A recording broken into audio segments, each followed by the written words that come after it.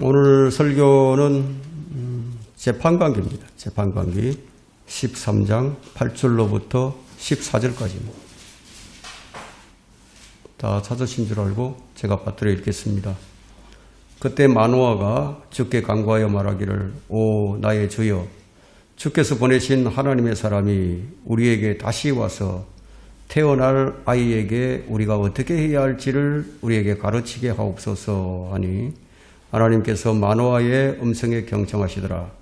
여인이 밭에 앉았을 때에 하나님의 천사가 그 여인에게 다시 왔으나 그녀의 남편 마노아는 그녀와 함께 있지 아니하더라.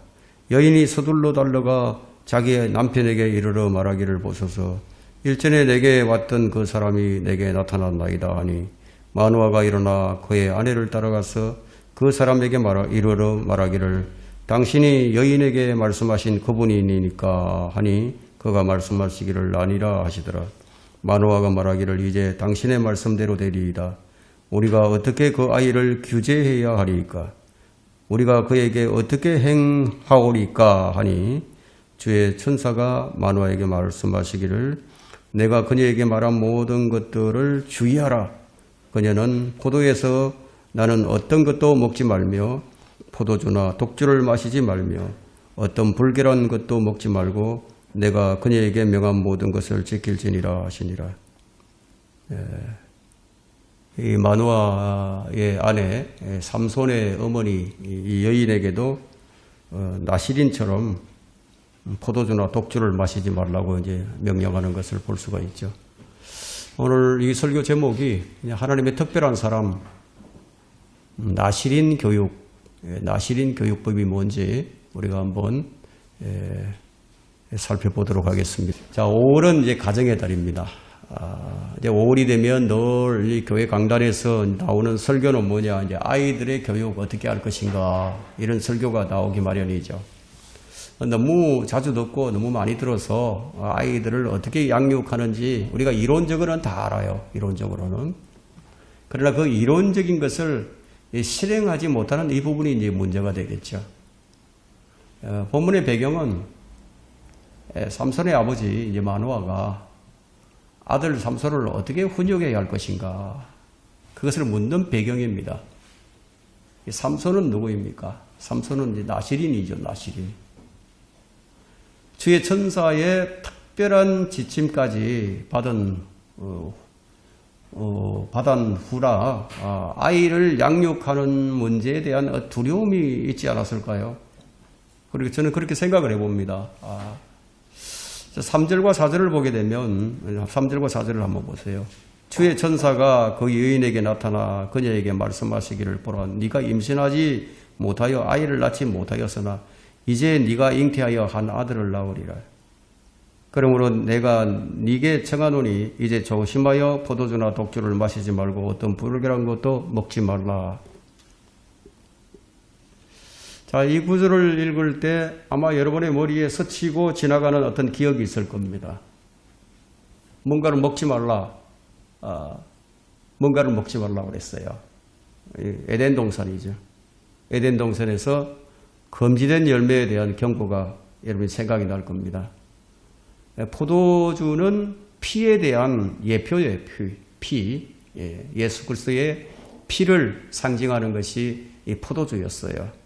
그럼 피를 마시는 것은 율법 이전에도, 율법 아래서도, 율법 이후에도 금지가 되어 있습니다. 피는 마셔서 안 되는 거예요. 나시린에 대한 규례는 이제 민수기 6장에 잘 나와 있는데, 거기 1절부터 5절까지 거기에서 아주 잘 기록이 되어 있습니다. 성경에 나오는 나시린들을 본다면 삼손이 있겠고, 사무엘도 그렇고, 또 침례인 요한도 나시린이죠.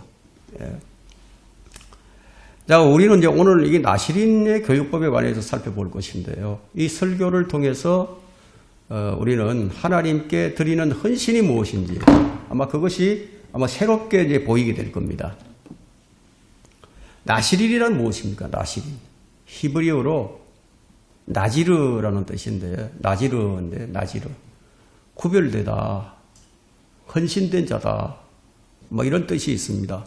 그래서 민수기 6장 2절을 보면 이스라엘 백성 중 남자나 여자나 나시린을 서원을 하고 주께 성별을 하면 누구든지 나시린이 될 수 있어요. 하나님께서는 이 서원을 매우 이제 귀하게 여기십니다.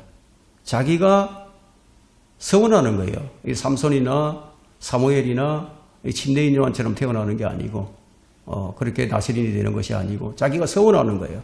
내가 하나님께 서원해서 내가 하나님을 위해서 내 몸을 쓰겠습니다. 이렇게 이제 서원하는 거죠. 왜냐하면 그것이 이제 왜 하나님께서 그걸 아주 소중하게 여기고 기쁘게 여기시느냐 하면은 그건 강요가 아니잖아요. 그 사랑에서 우러나오는 그런 완전한 자기 드림이죠. 자기 드림. 그래서 민수기 6장은 나시린이 지켜야 할 세 가지 핵심 서원을 명확하게 우리에게 밝혀주고 있습니다. 그것이 뭐냐면 첫째, 포도주나 독주, 심지어는 건포도나 날포도도 먹지 않는 거예요. 자, 이것의 의미는 나시린은 세상의 기쁨과 풍요를 내려놓음으로써 오직 하나님 안에서만 기쁨을 찾겠다는 그런 의미가 있습니다. 둘째, 머리카락을 자르지 않는 거예요. 머리를 계속 길러야 합니다. 언제까지? 자기가 서원했던 날이 차기까지. 머리카락은 나시린의 증거예요. 나시린의 증거. 머리를 자르지 않는다. 이것은 단순히 외적인 규율이 아니라 하나님과의 언약의 표징입니다. 하나님과의 언약. 매일 거울 앞에 서서 자신의 이제 모습을 볼 때마다 자신은 하나님께 드려진 존재임을 기억하게 하는 이런 신앙 고백이 되겠죠. 머리카락을 자르지 않고 거울 앞에 머리가 긴 모습을 보이고 있으니까요. 셋째 뭐냐? 셋째는 시체를 가까이 하지 않는 겁니다. 얼마나 그것이 엄격했던지. 여러분, 죽음과의 접촉은 부정을 의미하는 거거든요. 그래서 나시린은 자기가 사랑하는 부모가 죽어도 가까이 가지 못해요. 자, 이것은 엄청난 성별을 요구하는 겁니다. 하나님께 드린 헌신이 무엇보다도 앞선다는 절대적인 우선순위의 표현이었습니다. 나시린의 서원에는 이러한 의미가 이제 포함되어 있었습니다. 사도 바울도 사도행전 18장 18절에서 이 서원을 한 것으로 보여지는데요. 여러분, 나시린에는 두 종류가 있습니다. 자신이 자원해서 나시린이 되는 것과 나시린으로 태어나는 경우, 이 두 가지가 있는데, 삼손은 두 번째 경우죠. 삼손은 자기가 자원한 것이 아니었어요. 하나님의 특별한 계획에 의해서 나시린으로 세워진 거예요. 그래서 오늘 이 본문의 말씀은 나시린의 훈육에 대한 말씀이지만 우리가 그렇게 이해하기보다는 우리 그리스도인의 교육에 대한 이 부분으로 이해하는 것이 좋겠습니다. 왜냐하면 거듭난 그리스도인들은 구약의 나시린들보다도 더 위대한 하나님에게서 난 사람들이기 때문이에요. 우리가 늘 이 점을 생각한다면 우리 삶이 달라집니다. 우리 생활에서 우리 그리스도인의 정체성, 이걸 망각하지 않아야 됩니다. 하나님께서 무엇을 좋아하시고 무엇을 싫어하시는지 그것은 성경에 다 기록이 되어 있어요. 그러므로 하나님을 기쁘게 하지 못하는 것은 전적으로 누구의 책임입니까? 우리의 책임이에요. 여러분, 자녀들을 교육하는 거 참 너무 중요하죠. 우리나라처럼 아이들을 열성적으로 교육시키는 나라는 별로 없을 거예요. 자녀는 어른의 거울이라는 그런, 부모의 거울이라는 이런 말이 있는 것처럼 아이의 모습을 보게 되면 그 부모의 신앙 상태를 짐작할 수가 있습니다. 물론 예외적인 경우가 참 많이 있어요. 경건한 부모 밑에서 악한 아이가 있을 수 있고요. 악한 부모 밑에서도 아주 신실한 아이가 나올 수도 있습니다. 그러나 대부분의 경우는 그 가정의 영적인 분위기는 그 아이를 통해서 여과 없이 드러나기도 합니다. 아이들은 잘 숨기지를 못하죠. 뭐 어른들은 이제 위장술이 뛰어나기 때문에 감쪽같이 이제 숨기기도 합니다. 여러분, 화장을 잘하는 여자들은 참 남자들보다 표정 읽기가 참 어려워요. 얼굴을 봐도 화장을 딱 해놓으면은 참 잘 드러나지 않습니다. 뭐 그래도 뭐 완전히 감출 수는 없죠. 지금 나의 상태가 육신적인 상태인가, 아니면 영적인 상태인가, 이런 것들이 그 표정에서 다 드러납니다. 그 눈빛에서 드러나는 거예요. 그렇게 된 이유는 뭐 다양하게 있을 수 있겠지만 보통의 경우는 육신적인 상태는 뭐냐, 육신에게 굴복한 걸 얘기합니다. 육신에게 굴복을 해버렸어. 그건 뭘로 의미하냐면 금지된 선을 넘어버렸다는 거예요. 자, 우리가 기도하는 것은 육신이 추구하고 육신이 갈망하는 것을 얻기 위한 것이 아니에요. 여러분, 우리의 신앙은 뭔가를 쟁취하는 것이 아니라 뭐 투쟁해서 얻는 것이 아니다 이거예요. 우리 신앙은 지키는 것이 더 중요해요. 신앙을 지킨다, 지키는 것. 우리가 믿음을 지킨다. 우리가 규율을 지킨다. 우리가 잘 하나님의 법을 잘 지키면 그분께서 이끌어 가시는 거예요. 그래서 지키는 것이 중요합니다. 우리가 구원을 받은 것도 사실은 그분께서 우리를 구원받도록 이끌어 주셨기 때문에 우리가 구원을 받게 된 것이지, 우리가 뭔가 노력해가지고 뭔가 쟁취해서 얻은 것이 아니지 않습니까? 그냥 받아들이는 거죠. 리시버 받는 거예요. 구원은 주님이 완성하신 것을 그냥 값없이 은혜로 받는 것이 구원이에요. 여러분, 따지고 보면 면류관도 상도 마찬가지예요. 우리가 주님을 위해서 열심히 수고해서 뭐 얻는 것이 아니라 기본적으로는 주님께서 그렇게 이끌어 주셨기 때문에 우리가 열심히 수고를 했죠. 면류관도 유업도 그래서 우리가 받는 거예요. 여러분, 이걸 착각하면 곤란합니다. 내가 열심히 수고를 했으니까 내가 상을 받을 자격이 있다, 이렇게 생각하면 그건 잘못이라는 겁니다. 모든 것이 그분의 은혜입니다. 그렇다고 해서 주님께서 우리의 수고를 평가하지 않으신다, 그런 말은 아닙니다. 그 평가에 대한 보상이 없다는 말이 아니라는 겁니다. 그러나 기본적으로 그 주시는 보상마저도 하나님의 은혜라는 겁니다. 자, 오늘 우리는 이제 이 양육에 대해서 살펴보고 있는데, 아이들을 어떻게 양육할 것인가 참 어려운 문제가 아닐 수 없죠. 이제 갓 구원받아서 이제 새로 나온 성도를 어떻게 양육을 시킬 것인가, 이게 매우 어려운 문제인 것이 분명합니다. 신앙을 가진 대다수의 부모는 이제 아이들이 이제 그냥 교회를 다니고 있고 또 교회에서 뭐 성장을 하고 있으니까 신앙으로 아마 잘 성장할 것이다, 그렇게 생각을 하고 그 아이들의 신앙 교육에 대한 부분은 거의 관심을 두지 않고 그냥 학교 공부를 우선으로 생각하는 것이 일반적인 현상입니다. 대다수의 부모가 근데 이 부분에서 실패를 하는 거죠. 아이들이 거듭나서 변화를 받아 성령의 이끌림을 받는 것에 대해서는 별로 관심을 두지 않기 때문에, 그러니까 오늘날 교회가 어떻게 되어버렸냐면 노인들만 다니는 교회로 전락하고 말았다는 거예요. 요즘 아이들이 청년들이 이제 사춘기를 벗어나고 청년이 되어가면서 교회에 대한 관심이 점점 사라집니다. 왜? 교회가 별로 재미가 없다고 느끼는 거예요. 거듭나지 못한 청년들은 왜 교회를 다녀야 하는지, 왜 하나님을 경배해야 하는지 잘 몰라요. 그냥 이제 교회를 다니는 거예요. 그래서 큰 교회로 다 몰려가죠. 왜 큰 교회로 몰려가느냐 하면 거기에는 청년들을 묶어두는 이런 재미있는 프로그램이 많으니까, 그래서 큰 교회로 이제 몰려가는 겁니다. 자, 어렸을 때부터 이제 부모를 따라서 교회를 다니다가 이제 청년이 되면 이제 교회가 재미없어요. 다니기 싫어집니다. 아무리 교회가 재미있는 프로그램을 만들어 청년을 묶어두려고 하지만 여러분, 세상보다야 재미없지 않겠어요? 이것은 교육의 실패에서 기인한 겁니다.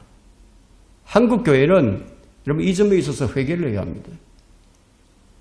자, 아이들을 어떻게 양육해야 되느냐? 첫 번째, 마땅히 가야 할 길로 훈육하라고 잠언 22장 6절에 말씀하고 있습니다. 여러분, 잠언 22장 15절 한번 펼쳐보세요.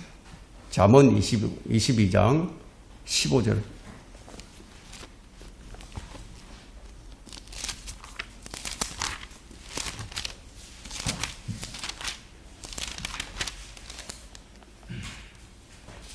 아이의 마음속에는 어리석음이 매여 있으나 징계하는 막대기가 그에게서 이를 멀리 쫓아내리라. 사실 아이는 자기밖에 모르죠. 자기 위주예요. 자, 그렇게 볼 때 우리 육신도 어떻습니까? 우리 육신도 자기밖에 몰라요. 자기 우선이에요. 아이와 우리 육신을 같은 동요로 놓고 이 육신의 어리석음을 우리가 어떻게 훈육을 해야 할 것인가? 이것이 오늘 말씀의 핵심입니다. 잠언 22장은 아이들 훈육에 관한 그런 말씀인데 이 어리석음이 얼마나 단단한지 잠언 27장 22절에는 그것을 절구에 넣고 찧어도 그 어리석음이 그에게서 떠나지 않는다고 말씀하고 있습니다. 우리 육신이 이와 같다는 거예요.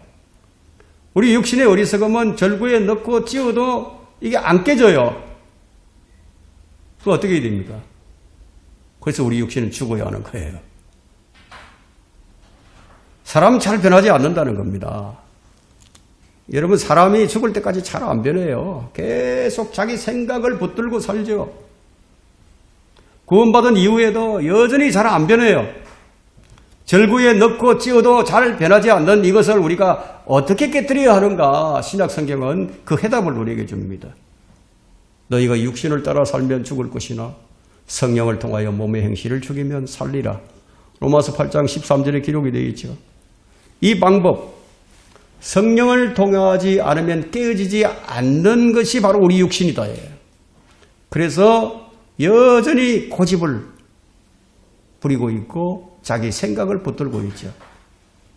내 육신이 내 신앙의 저해 요인이라는 것을 절감할 수만 있다면 주님 앞에 더 자주 엎드리겠죠. 자주 엎드릴 거예요. 하루에 내가 주님 앞에 얼마나 엎드리는가. 이것이 여러분 경건의 핵심이 되는 겁니다. 우리 신앙은 내가 원하는 것을 내 마음껏 누리는 것이 아닙니다. 주님과의 긴밀한 교제 속에서 육신의 욕망이 차단되는 거예요. 그냥 차단되지 않습니다. 주님과의 긴밀한 교제 속에서 그렇게 했을 때 내 육신이 꺾이고 주님과의 교제가 더 깊어지죠. 자, 우리 신앙에서 바로 이 육신적인 일들로 인해서 우리가 징계를 받는 거예요. 아이를 우리 징계를 할 때 여러분 중요한 게 무엇이겠습니까? 무턱대고 그냥 화를 내면은 그 실패입니다, 교육에. 아이를 징계할 때 타이밍이 중요하죠. 언제 매를 들 것인가? 잠언 13장 24절 말씀해 보면 매를 들지 않는 자는 자기 자식을 미워하는 것이나 아이를 훈육할 때 매를 들지 않아. 그건 자기 자식을 미워하는 것이라고 말하고 있죠. 자기 자식을 사랑하는 자는 알맞을 때 징계하느니라. 알맞을 때 무턱대고 하는 것이 아니라는 겁니다. 아이들도 한 사람의 인격체예요. 감정이 있죠. 아이들도 분노합니다. 똑같은 사람이에요. 자, 잠언 23장 13절에서는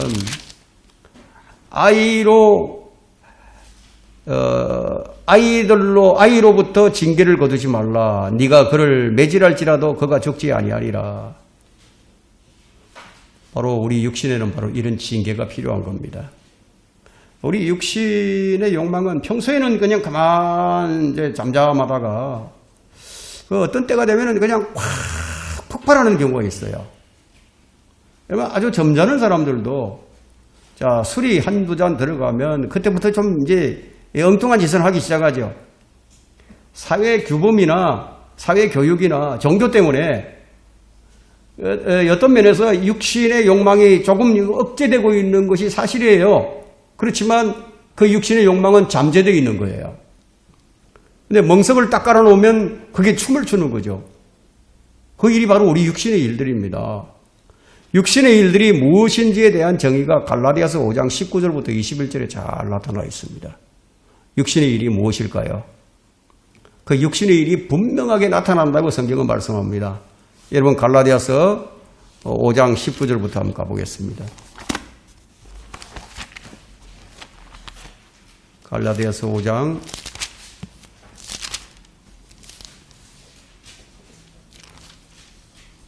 19절부터 봅니다. 이제 육신의 일들이 분명히 나타나라니 곧 간음과 음행과 더러운 것과 음욕과 우상숭배와 마술과 원수매점과 다툼과 질투와 분노와 투쟁과 분열과 이단들과 시기와 살인과 술취함과 흥청거림과 또 그와 같은 것들이라. 내가 전에 말한 바와 같이 미리 말하노니 그런 짓들을 아는 자들은 하나님의 나라를 상속받지 못할 것이라. 우리의 육신의 일들을 우리가 제어하지 못하게 되면은 무엇이 없어지게 되죠? 천년왕국의 유업이 상실된다는 아주 중차대한 문제입니다. 자, 숨겨진 죄의 욕망에 대해서 우리가 자주 말씀을 듣지만 우리의 숨겨진 이 욕망을 다루기 위해서 하나님께서는 우리를 연단하시는 거예요. 자, 이것이 잘 숨겨져 있기 때문에 우리는 자기가 어떤 존재인지를 잘 모르고 살아가요. 바로 이런 문제점을 해결해 주시기 위해서 우리를 용광로 속에 집어넣으시고 계속 연단을 하는 거예요. 고난의 용광로 속에서. 그래서 그것이 바로 비로소 드러났을 때, 아, 내가 이만큼 타락했었구나. 내가 이렇게 잘못되어 있었구나. 내가 주님을 섬긴다고 하지만 여전히 내 안에는 불순종과 거역하는 마음이 있었구나. 이걸 발견하죠. 이걸 통해서 우리가 주님 앞에 더 가까이 나갈 수 있게 되는 겁니다. 한마디로 말하면 어떻게 하면 이런 야생마를 길들일 것인가? 여러분, 야생마 길들이기가 얼마나 어렵습니까? 하나님께서는 우리 한 사람 한 사람을 야생마를 다루는 것처럼 다루신다는 겁니다. 그 자기밖에 모르고 투정하는 이런 아이를 주님께서 어떻게 다루실 것인가? 주님 앞에 우리가 어떤 모습으로 지금 행하고 있는가 하는 거예요. 성경을 통해서 육신을 죽이지 않았는데, 근데 그것을 자꾸 감추려 한다. 근데 그것이 감춰지겠어요? 어느 정도는 감출 수 있겠지만, 온전히 감출 수는 없죠. 그래서 우리가 야고보서로 한번 넘어가 보겠습니다. 야고보서 3장 3절.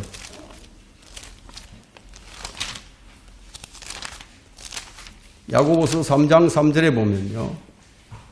보라, 우리가 말들을 복종하게 하려고 그 입에 재갈을 물려 그것들의 온몸을 제어하느니라. 입에 재갈을 물려서 말을 다루는 거예요. 결국 이제 말을 결박하지 않고서는 말을 제어할 수가 없죠. 마찬가지로 고통을 주지 않으면은 우리 육신의 본성을 제어할 수 없습니다. 우리는 무엇을 배워야 하느냐? 우리 성령을 통해서 우리 육신을 채워하는 그 법을 배워야 합니다. 잘 훈련된 말은 잘 달리죠. 명마가 되죠. 자, 우리는 성령을 힘입는 법을 배워야 하는 겁니다. 참, 성령을 힘입는 법이 무엇인가? 이론적으로는 잘 알지만 실제로 실천이 잘 안 됩니다. 말에는 채찍이 필요하고, 나귀에는 재갈이 필요하고, 어리석은 자에게는 매가 필요하다. 이게 주님께서 우리를 눈동자처럼 지키시고 우리를 인도하시기를 원하고 계십니다. 그래서 시편 32편 8절에는 내가 네가 가야 할 길을 내가 네게 지시하고 가르치리니 내가 너를 내 눈으로 인도하리라. 내 눈으로 인도하리라.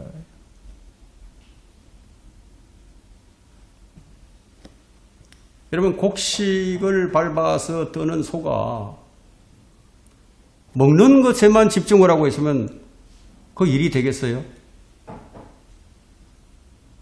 예.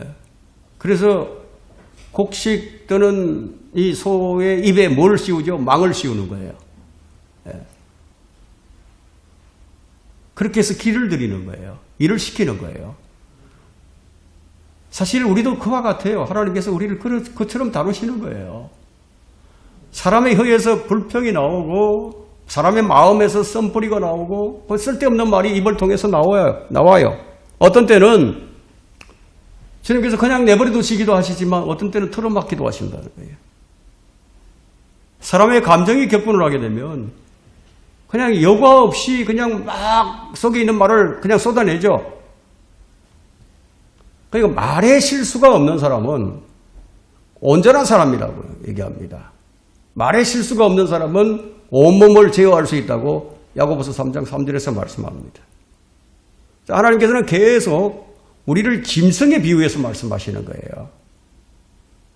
만일 인간이 주님께서 주신 자유를 제대로 사용하지 않고 자기 멋대로 사용한다면 결국 뭐가 되는 거예요? 짐승이 되는 거죠.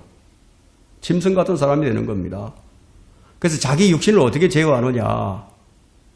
우선 뭘 제어해야 되죠? 자기 입을 제어해야 된다. 말을 제어해야 된다. 육신으로 충만하면 그냥 육신적인 말이 툭툭 튀어나옵니다.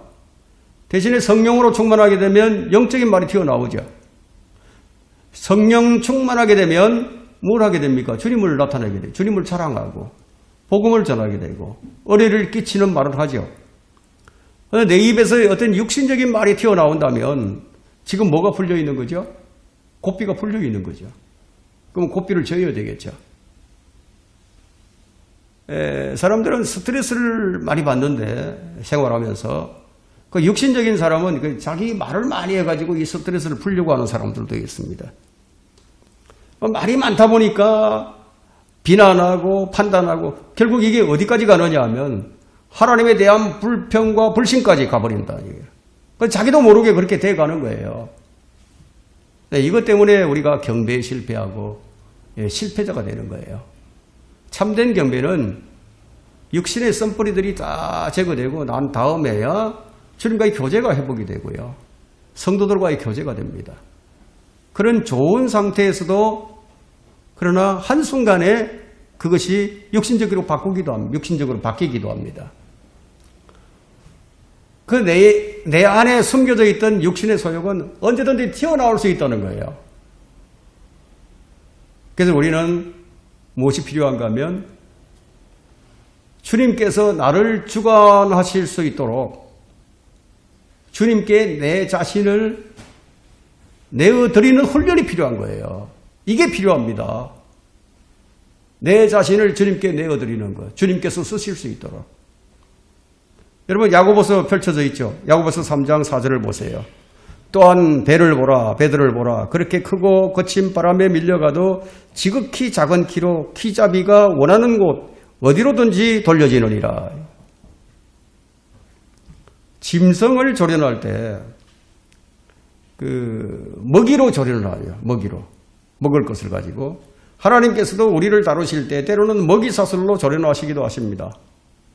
요즘 사람들은 돈이 없으면 못 살아요. 돈이 없으면 생활이 안 되잖아요. 그래서 하나님께서 먹이로 조련하신다는 것은 뭐냐? 경제력을 친다는 얘기죠. 그렇다고 성도들이 겪는 경제적인 어려움이 다 죄로 인한 것들은 아닙니다. 우리를 단련하시려고 이 방법을 쓰시는 거예요. 골로새서 3장 5절에서는 탐욕을 우상숭배라고 말씀하고 있는데 그 성도들이 문제가 뭐냐면 자꾸만 돈과 주님을 동시에 숨기려고 하는 거예요. 주님만을 바라볼 수 있어야 하는데 내가 마땅히 가야 할 길을 가지 못하니까 그 주님께서 매질을 하신다. 우리 인생의 풍랑이 일고 파도가 치면은요 우리는 그냥 표류하고 방황하는 겁니다. 우리 인생의 항해자이신 주님께서 키를 딱 잡고 우리를 계속 붙들고 가신다면 문제가 없겠죠. 근데 주님의 손에 붙들린 것을 알면 좋겠는데 사실 우리는 주님의 손에 붙들린 자들입니다. 붙들려 있는 거예요. 근데 이걸 알면 좋겠는데 근데 붙들린 것을 몰라요. 그 어려움이 따르게 되는 거죠. 우리는 혀를 조심해야 합니다. 야고보서 3장 6절에는 혀는 불이요 죄악의 세상이라. 여러분 이 혀, 조그만 혀가 죄악의 세상이다. 세상의 모든 금수들을 조련시킬 수는 있지만 사람의 혀는 제어할 수가 없습니다. 혀를 잘못 사용함으로써 그동안 잘 쌓아왔던 영적인 기반이 한순간에 무너져 내리기도 합니다. 한 번의 말실수로 그동안 쌓였던 신뢰를 다 까먹어 버리기도 합니다. 혀는 일생을 불태운다고 했는데 정치인 중에 그런 사람들이 많죠. 그 말을 잘못해서 하루아침에 그 명성이 다 사라져 버려요. 우리 육신은 어떻게 길을 들여야 되느냐.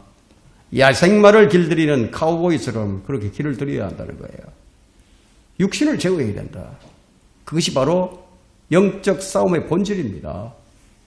물론 외부적인 것들도 있지만 성숙한 그리스도인은 어떻게 하는 사람이 성숙한 그리스도인이냐? 하나님께서 매를 들지 않게 하는 사람이 성숙한 그리스도인입니다. 그럼 매를 많이 맞는다는 것은 어떤 의미가 있습니까? 아직 성숙하지 못했다는 그런 의미가 되겠죠. 둘째, 하나님께서 우리를 어떻게 단련하시느냐? 용광로 속에 담금질로서 단련하십니다. 어떤 맹수들을 훈련시킬 때 불을 통과시키는 훈련이 있습니다. 불 속을 통과시켜요. 왜냐하면 맹수들이 불을 무서워하거든요. 그러나 잘 훈련받은 맹수는 불을 통과하죠. 불에 타 죽으라는 것이 아니라 불을 통과시키는 거예요. 훈련받은 그 당시에는 마치 죽을 것만 같은 생각이 들죠.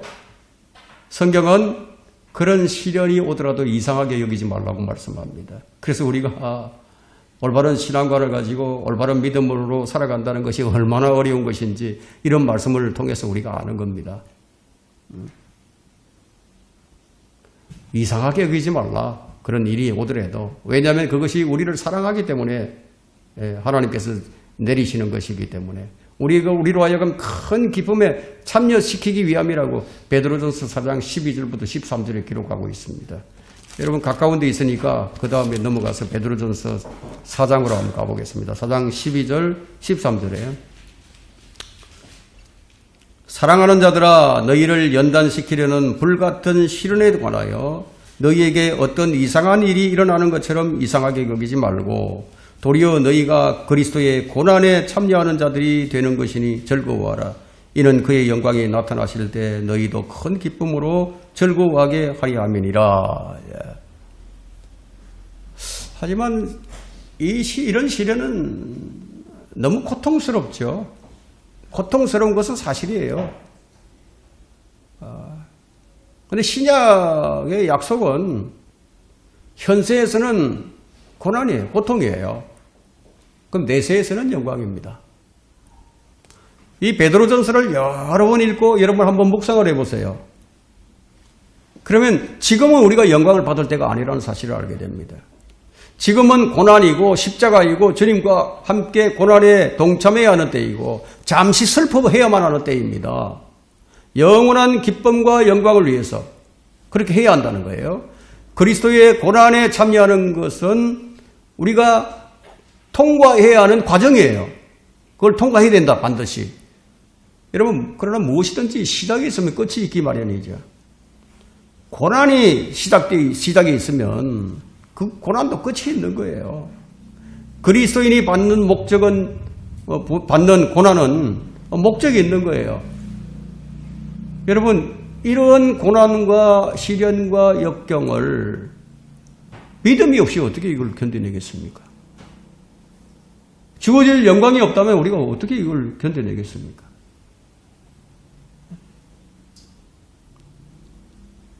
고난에는 이런 목적이 있지만 고통이 따르니까 연단을 받지 않으려고 하는 거죠. 이것이 어떤 믿음이냐면 자기 좋을 대로 믿는 믿음이에요. 자기 생각대로 믿는 그런 믿음이죠. 그래서 오늘날 현대 그리스도인들은 이런 것들이 싫어요. 십자가로 인해서 자기가 고통받는 거 이거 싫어요. 십자가 지는 것이 싫어. 그게 고통이 따르니까. 그 연단을 받지 않으려고 하는 거죠. 그죠?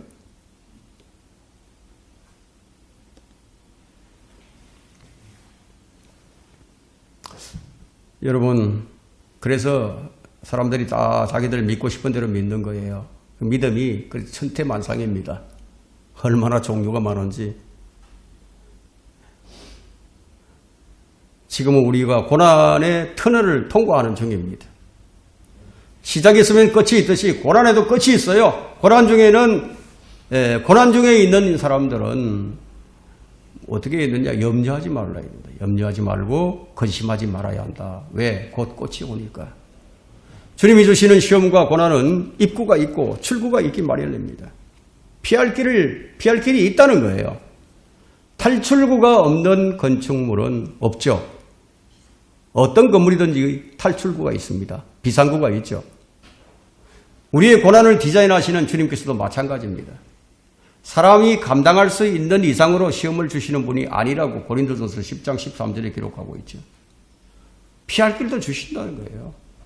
죽음의 그림자의 골짜기를 지나가는 것이지 그곳에 머물라고 말씀하신 것이 아닙니다. 죽음의 그림자의 골짜기를 지나야 하는 것은 그건 하나의 과정인데 푸른 초장과 물가로 인도하시는 그 과정 중에 있는 것이다 이거예요. 그래서 시편 22편은 그리스도의 고난을 노래하고 있고 시편 23편은 선한 목자로서 양들을 이끄시는 과정이고요.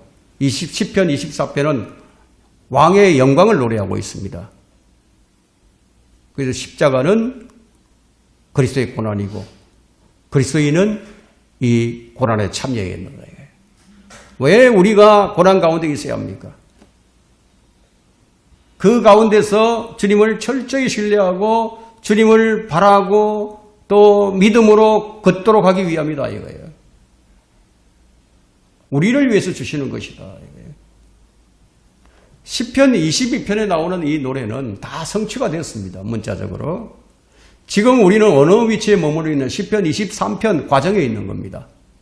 이제 곧 시편 24편에 이르게 될 것인데 그때 시편 24편 7절에는 이런 말씀이 기록되어 있습니다. 너희는 머리를 들라.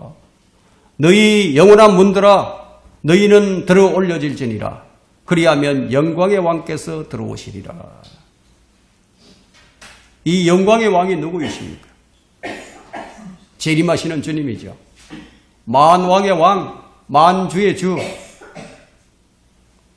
그때 우리도 그분과 함께 이 땅에 다시 오는 거예요. 초림 때 주님은 십자가로 골고다 십자가를 지셨어요. 재림 때는 유다 지파의 사자로서 올리브산 정상에 무뚝 서시게 됩니다.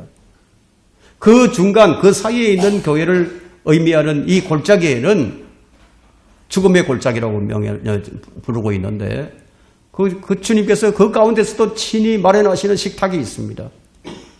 그 골짜기에는 뭐가 있느냐? 주님의 찢긴 살과 주님이 흘리신 피의 만찬이 있습니다. 이 풍성한 식탁에 참여하기 위해서는 우리는 십자가를 지나서 골짜기 깊숙이 내려가야만 한다는 겁니다. 이것은 구원만을 말하지 않습니다. 주님과 함께하는 십자가, 주님과 함께 받는 고난과 박해가 있습니다. 그러나 이 골짜기 너머에 있는 그리스도의 왕국에서 왕관을 받아쓰기 위해 기쁨으로 우리의 달려갈 길을 힘차게 우리가 달려가야 합니다. 세 번째, 한계를 벗어나지 말아야 합니다. 모든 일에는 한계가 정해져 있죠. 여러분, 개는 목줄로 딱 묶어두고 있죠. 그럼 주인이 줄을 당기지 않더라도 그 범위를 벗어나려고 한다면 목줄이 꽉 채워와요. 우리 그리스도인에게도 이와 같은 한계가 있습니다. 주님을 떠나려고 하면은 목줄이 조여옵니다. 그리스도인은 진리 안에서 자유가 있는 것이죠. 진리 밖에 자유가 있는 것이 아닙니다. 잘 훈련된 개는 목줄이 필요 없어요. 밖으로 나갔다가도 다시 주인에게로 돌아오죠. 주인이 먹이를 주고 사랑을 주니까 주인의 사랑을 알기 때문에 떠나지 않습니다. 잘 훈련된 개는 주인의 심부름을 잘하죠. 공을 멀리 던지면 뛰어가서 공을 물고 다시 주인에게로 옵니다. 그러면 개는 공에 관심이 있는 것이 아니죠. 자기를 먹이고 사랑을 주는 그 주인에 관심이 있는 거예요. 공은 개에게 아무런 보상도 해주지 못해요. 개가 주인에게 돌아오지 않을 때는 문제가 있는 거죠. 문제가 생긴 거죠.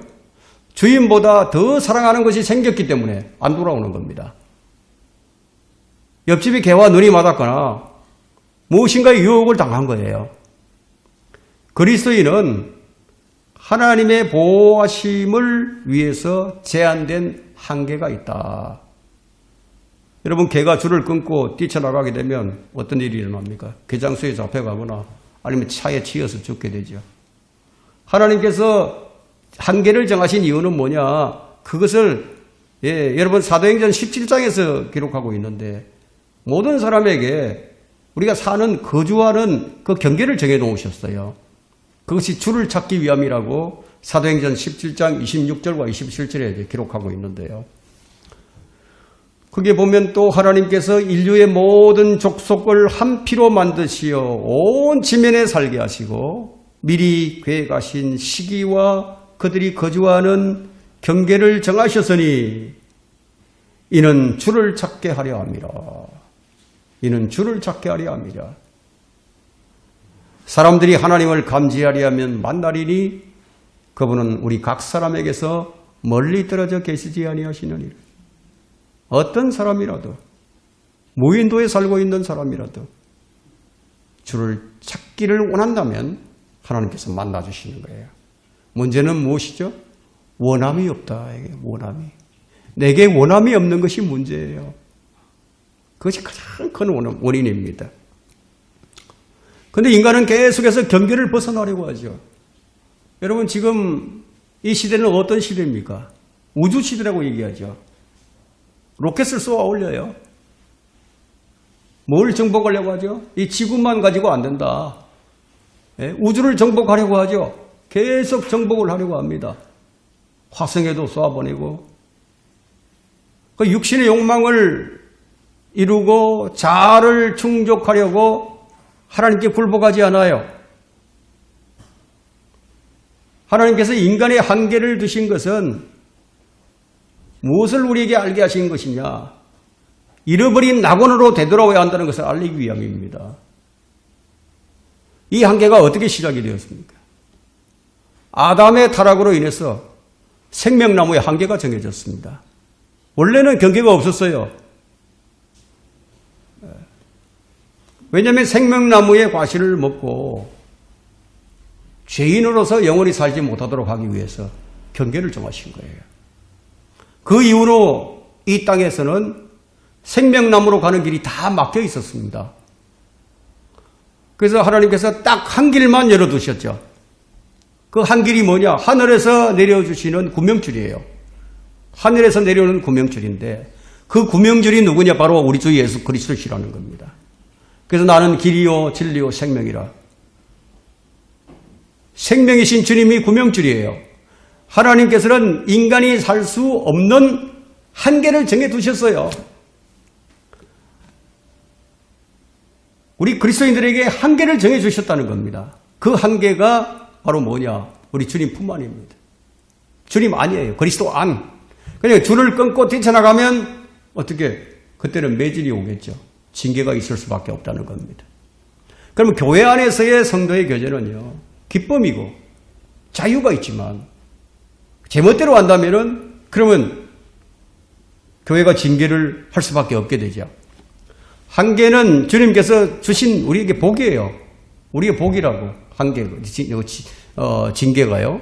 한계도 그렇고. 그런데 인간은 자꾸 목줄을 끊고 한계를 벗어나려고 시도를 합니다. 금지선을 넘어가려고. 이방인들과 유대인들만이 아니에요. 그리스도인들도 마찬가지입니다. 주님의 마음을 상하게 하고 그분께 향유를 붓지도 않고 자기를 부인하지도 않고 자기 십자가를 지지도 않고 이 결박을 끊고 멍에를 벗어버리고자 할 때 그때가 많죠. 그럴 때가. 은혜를 모르는 배은망덕한 그리스도인들이 참으로 많이 있습니다. 진리를 벗어나고자 시도하는 그리스도인들이 많죠. 여러분, 육지에만 경계를 두신 것이 아니고 바다에도 경계를 두셨어요. 모래로 물이 넘지 못하도록 막으셨죠. 민족들의 유업도 나누어 주셨어요. 그런데 이 경계를 넘어서려고 하는 것이 바로 이 인간의 본성인데 그래서 노아의 홍수가 있었습니다. 지금 우리가 주의 멍에와 주 안에서 훈련받기를 거부한다면 결국 마귀의 속임수에 속아서 우리는 주님의 채찍을 맞을 수밖에 없게 됩니다. 그런데 하나님께서는 이 마지노선을 딱 정해놓으시고 극한 상황으로 몰아가십니다. 극한 상황으로. 어떻게 하시나 보는 거죠. 주님께 빨리 굴복하고 주님께 빨리 항복하라고. 그런데 고집센 인간은 몸부림을 치면서도 계속 반항을 하죠. 여러분, 마귀가 얼마나 현명한 존재인지 아십니까? 마귀가. 다니엘보다도 더 현명해요. 그 마귀는요, 성경을 모를 것 같습니까? 성경을 알아요. 우리보다 성경을 훨씬 더 많이 압니다. 그래서 마귀는 자기 때가 얼마 남지 않았다는 것을 알고 있어요. 그래서 발악을 하는 거죠. 내 때가 얼마 남지 않았다. 그래서 이 세상 사람들이 더 흉포해지는 겁니다.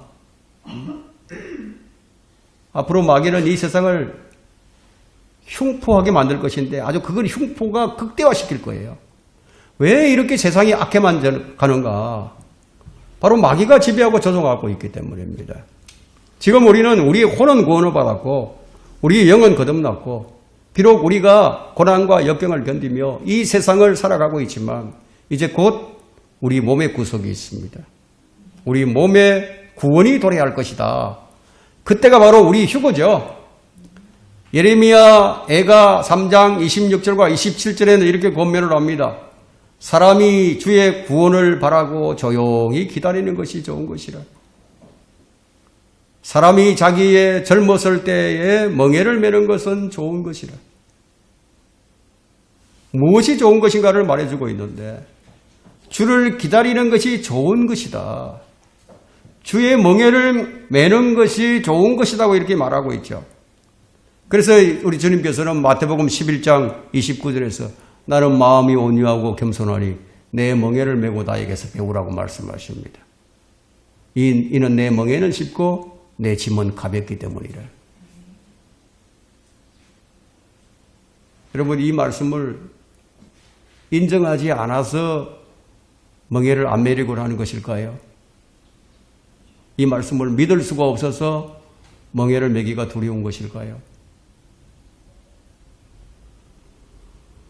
사실은 믿음이 없어서 그런 거예요.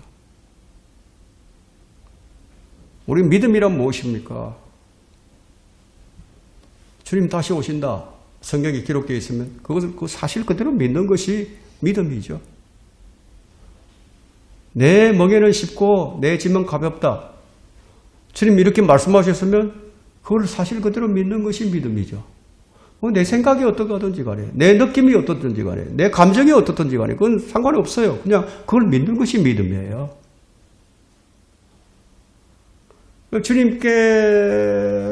주님께로부터 배운 사람들은 훈련이 잘 된 사람들이에요. 잘 기리던 사람들이죠. 그래서 자기 고집을 부르지 않아요.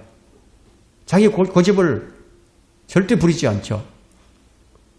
어떻게 얘기를 하죠? 주여 말씀하옵소서 종이 따르겠나이다. 이것이 영적인 사람의 특징입니다. 양같이 온순하죠. 그런데도 염소처럼 살아간다면 아직까지 주님께 배우지 않았기 때문에 주님과 함께 멍에를 매지 않았을 뿐더러 십자가도 지지 않으려고 하는 거예요. 그러면서도 자신의 피로들은 들어달라고 그냥 주님께 계속 청원을 하죠. 평소엔 주님과 아무런 상관이 없이 염소처럼 살아가다가 필요할 때만 되면 양이 되어서 들어달라고 요청을 한다. 이게. 여러분, 그래서 잘 안 들어주시는 거예요. 정말 하나님을 사랑하는 사람은요, 자기 뜻대로 살지 않아요. 정말 하나님을 사랑하는 사람인지 아닌지 알려면은 말씀을 대하는 그 자세를 보면 알아요. 하나님께 경배드리는 이 경배를 어떻게 생각하고 있는가, 이런 걸 보면 알아요. 주님을 사랑하는 사람은 말씀이 스며들어요. 스폰지에 물이 흡수되듯이 싹싹 스며들어요. 주님을 사랑하지 않는 사람들, 주님을 사랑하는 것이 아주 그것에 대해서 소홀히 하는 사람들, 그런 사람들은 말씀이 잘 안 들려요. 왜 그렇습니까? 마음을 다하고 혼을 다하고 생각을 다해서 주님을 사랑하지 않기 때문이다. 이것이 첫 번째 계명이잖아요. 너는 마음을 다하고 혼을 다하고 생각을 다하고 힘을 다해서 주 너희 하나님을 사랑하라. 이것이 첫 번째 계명인데 이걸 안 지킨다는 거죠. 왜 그런 것인가? 주님께 굴복이 안 됐기 때문이다. 아직까지 주님께 항복해 본 적이 없어. 그 주님과 대화가 잘 안 통하는 거예요. 대화가. 그래서 신앙생활이 힘들게만 느껴집니다. 지루하죠. 계속 겉돌죠. 그래서 예배를 소홀히 합니다. 경배의 소중함을 모르게 됩니다. 말씀이 마음에 머물 자리가 없어요. 말씀의 씨가 뿌려져도 마음의 토양이 싹을 피울 수 있는 상태가 되지 못하고 있어요. 말씀을 계속 듣지만 변화도 없어요. 여러분, 소금이 그대로 있으면 맛은 낼 수가 있습니까? 소금도 녹아야 맛을 내죠.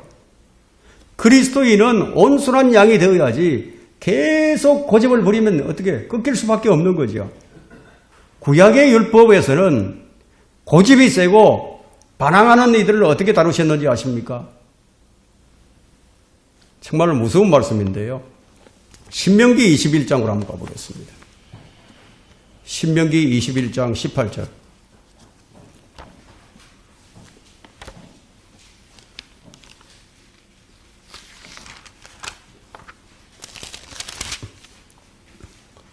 신명기 21장 18절. 자, 극형이 내려지는데요. 자, 어떤 사람에게 고집세고 반항하는 아들이 있는데 자기 아비의 음성이나 자기 어미의 음성에 순종하지 아니하고 부모가 그를 훈계하여도 부모에게 경청하지 아니하며 그때는 그의 아비와 그의 어미가 그를 잡아다가 자기 고장의 성문으로 그의 성읍의 장로들에게 데려가서 재판관들에게 데려가는 얘기죠. 그의 성읍의 장로들에게 말하기를 우리 아들은 고집이 세고 반항적이라. 우리의 음성에 순종하지 아니하니 그는 탐식하는 자요 주정뱅이니이다 할 것이며 그러면 그의 성읍의 모든 사람들은 그를 돌로 쳐 죽일지니 그리하여 너는 너희 가운데서 악을 제거하라. 그러면 모든 이스라엘이 듣고 두려워하리라. 오늘 우리는 이 말씀을 통해서 우리는 주의 두려움을 배워야 합니다. 말씀을 정리하도록 하겠습니다. 문제는 고집이 세고 반항하는 기질이 우리 모두 안에 들어있다는 거예요. 이게 우리 육신이에요. 방금 읽었던 말씀에 의하면 이런 것들은 돌팔매를 당해서 죽어야 하는 거죠. 그죠? 그래서 우리는 말씀의 칼로 찢고 말씀의 돌을 맞아서 그래서 우리 육신은 날마다 죽어야 한다는 이런 반항하는 기질이 있으니까. 주님께서 왜 우리에게 나를 따라오려거든 자기를 부인하고 날마다 자기 십자가를 지고 나를 따르라 이렇게 말씀을 하셨는지 이것이 그 이유입니다. 우리 육신은 절구에 넣고 공의로 찧어도 부서지지 않아요. 성령을 통하여 우리 육신의 정욕을 제어하는 법을 배워야 한다.